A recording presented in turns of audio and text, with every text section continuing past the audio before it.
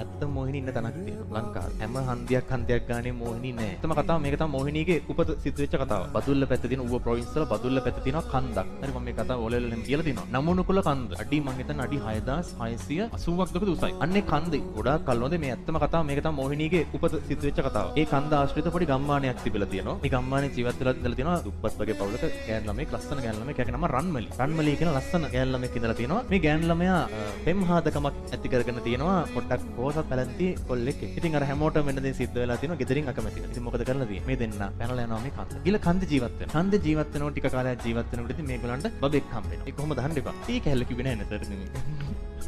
ඒක ඕනේ ඉන්න කොහොමද හම්බුණා. දරුවෙක් හම්බ වෙන පොඩි බබෙක් හම්බ වෙන දැන් චොටි බබා. ටිකක් කල් ඔහම කාලය ගත වෙනකොට මේ හොල්ලටයි මේ හස්බන්ඩ්ටයි මේ පොඩි ළමයාටයි උණ හැදෙනවා. ඒ කියන්නේ කැලෑ උණ කියලා කියන නමක් කමක් නැහැ. නිකන් වෛරස් උණක් හැදෙනවා. බෙහෙත් ජාතිත් හොයාගන්න නැහැ. හැබැයි රන්මලිට මේ ලෙඩේ හැදෙන්නේ නැහැ. මෙයා මොකද කරන්නේ? කන්ද මුදුනට යනවා බෙහෙත් ඖෂධ අරගෙන එන්න. බෙහෙත් පැලට මොනවද අරගෙන කසාය හදලා දෙන්න මොකක් හරි දෙයකට බෙහෙත් පැල හොයාගෙන එන්න කියලා මෙයා යනවා. අදටත් මේ නමුනුකුල කන්ද ආශ්‍රිතව ඉන්න ලොකු ගෝන්නු. අන්තට්ටු තියෙන ගෝන්නු ඉන්නවා. මේ ගෝනෙක් ඇවිල්ලා මේ ගුහාවට අර පොඩි ළමයාවයි අර කොල්ලවයි ඇනලා පාගලා මරලා දානවා. රන්මලි මේ මුකුත් දන්නේ නැහැ. එයා බෙහෙත් පැලෙම ඔක්කොම අරගෙන ආපහු ගුහාවට එනවා. එනකොට මෙයා දකින්නවා කොම උස්සලා දාලා ගිහින් බලනවා යාගේ සාම්පුරුෂයා ළඟට ඇනලා මරලා. පොඩි ළමයා ගාවට ගිහින් බලනවා ඌවත් පාගලා මරලා. ඊට පස්සේ එයා ආපු දුකට මේ චූටි ළමයාවත් අතට අරගෙන මේ අඩි 6680ක් උඩ කන්ද මුදුනට ගිහිල්ලා ඉතින් පහළට පැනලා සීදී නසා. ඒ සීදී නසා ගන්න වෙලාවේ යාගේ හිතට ඇවිල්ලා තියෙන හැඟීමක්. අපිට මේ දේ සිද්ධ වුණේ අර ගමේ මිනිස්සු අපට විරුද්ධ වෙච්ච ඉඳ කියලා සියලුම මිනිස්සු ගැන වෛරයක් බැඳගෙන තමයි මෙතනින් පහළට පැනලා. අදට ඒ ආත්මය අර ළමයාවත් වඩාගෙන මේ කන්ද ආශ්‍රිතව සැරිසත්. ඒක ඇත්ත කතාවක්. මේ කන්ද යනවා ඒ කැම්පින් වලට මේ කන්දට යනවා නමුනුකුල කන්දට කැම්පින් කරන්න යනවා.